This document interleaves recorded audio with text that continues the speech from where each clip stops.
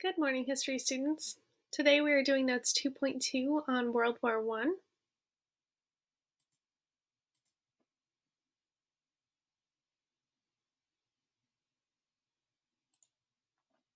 Your essential question: how was the fighting in World War I different from other wars?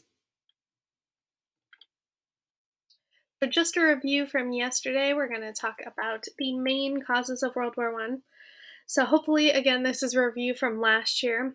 Remember, we have militarism, so the buildup of military strength, alliances between all of these different countries in Europe, imperialism, the rivalries that were formed when they were going over into Asia and into Africa, and they were colonizing these territories, and then nationalism, the patriotism and pride that they had in their own home countries. So we had the war beginning in 1914, and Germany and Austria are fighting a war on two different fronts. So on the Western Front, they're going over and they're fighting France. On the Eastern Front, they're fighting Russia. So their hope was to turn left and fight France quickly. The Battle of the Marne, they wanted to just take out France. That way they could turn around and focus all of their efforts on Russia. So you can see this was kind of typical warfare at the time. They were using guns, long range guns with bayonets on the ends of them. They were also using explosives to blow up rail lines to prevent the opposing side from being able to get more war resources. But in World War I, they decided to dig trenches. So they had what we call trench warfare, which means they dug out these long trenches here and they fought within them. So to protect each other from being shot, they would look over the top and they would shoot from there, so only exposing the very top of their bodies. But unfortunately, living in trenches for the years that they lived in them, they faced many terrible conditions inside of those trenches. So when it rained, the water would fill up in the bottom. They had waterlogged trenches. They would have raids of poisonous gas, and their feet being stuck in those boots in the water for weeks at a time, they ended up getting this here, what we call trench foot.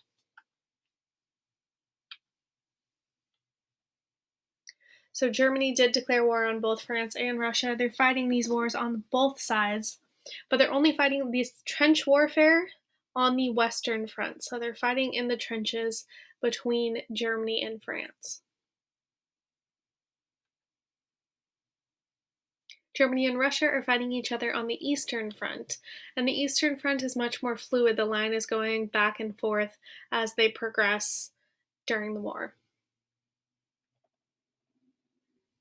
One key change in the war was when the Ottoman Empire joined the Central Powers. So, when the Ottoman Empire joined Germany and Austria, they were here fighting from the Middle East, and that was a new way for Germany to bring in supplies. So, Germany and Austria were able to get things from the North Africa, Middle East region up to support them during the war.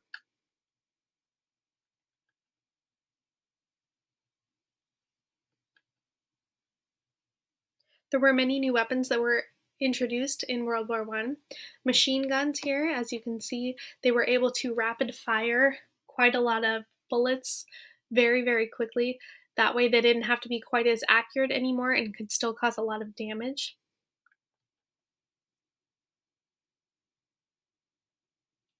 They had what we called pillboxes here. They would be able to shoot, this is concrete bunkers that they would be able to shoot ammunition very far across the battlefield. And this would be the first war that we would use bomber planes. So we would have pilots go up in these planes and they would get involved in conflict in the skies. If any of you are familiar with Charlie Brown or the Peanuts comic strip, that was something that existed, that was something that became popular as part of the comic strip. They had Snoopy here dress up as the Red Baron and fight during World War I. They used this called Zeppelins. So as you can see, the Zeppelins are kind of like massive hot air balloons that they would use in the sky. But massive hot air balloons are very flammable. So turns out that these weren't a great weapon of the war. They quickly learned because once they would get shot at, they would explode into a ball of fire. They also used tanks in and out of the war. They could take tanks from city to city, but tanks could also go in and out of trenches, which was a little difficult for other things to do.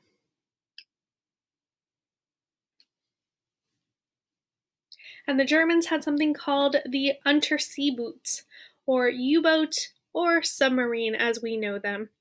And these had the greatest impact on the outcome of the war, so they actually used a lot of these U-boats between Germany and England during World War I. Mustard gas was a new weapon of war at the time as well, and so soldiers were issued gas masks along with their uniforms. They also had gas masks here, as you can see, for the horses to protect the horses from dying from these poisonous gas rays. Gases could blind you if they got in your eyes. They could kill you if you'd breathe it in, and if it came in contact with your skin. You can see here this soldier had to deal with the effects of gas on his skin, this poisonous gas. So blisters, boils, all kinds of very painful skin conditions. So in order for these nations to win the war, they had to use something called total war. So nations would use all the resources and concentrate their powers as a nation towards the war effort. So all citizens were also concentrated on the war effort.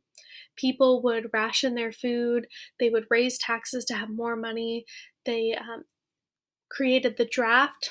So all the nations would, except for England, England did not need it because they had enough soldiers that volunteered, but the rest of the countries would establish a draft which required young men at age 17 or 18 to go off and fight in the war.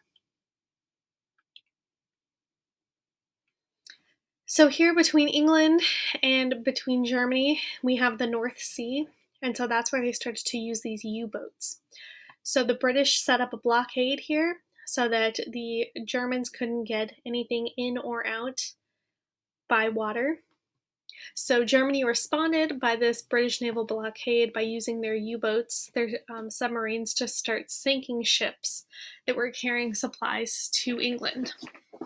So in 1915, Germany actually sank one of these boats that they thought was carrying war supplies, the Lusitania. And once they did that, 1,200 passengers that were not involved in the war at all died on this ship, but 128 of those were Americans, which brings us into the conflict where we were staying out of it. President Wilson had tried to keep us out of the conflict, but in 1915, we were brought in because 128 Americans died. So President Wilson had a conversation with Germany, and they told us that they would give us a warning before they sink any other ships by their submarine attacks. So this is what the ship looked like. The ship, having all of these passengers, was also going through an active war zone. These dots here show you within about a 6-month period, all the dots are ships that were sunk by these German U-boats.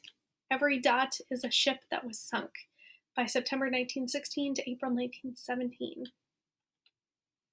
And it would continue, this is May 1917 to January of 1918, even more dots, so sinking even more of their ships. All of these countries began to use propaganda, which propaganda is the spreading of ideas to promote a cause or damage an opposing cause. They were used in the war to get people to support the war effort, to join the military, or to oppose the opposing side of the war. So as you can see some of these here, this one was used as this woman here and her baby in her arms, they're sinking to the bottom of the sea. This was used after the sinking of that ship to try to get people to join the Allies. They tried to get young men to enlist to join in the war, showing that it's not all work, that you can enlist, fight for your country, defeat the Germans. These are two of the most famous pieces from the United States during World War I.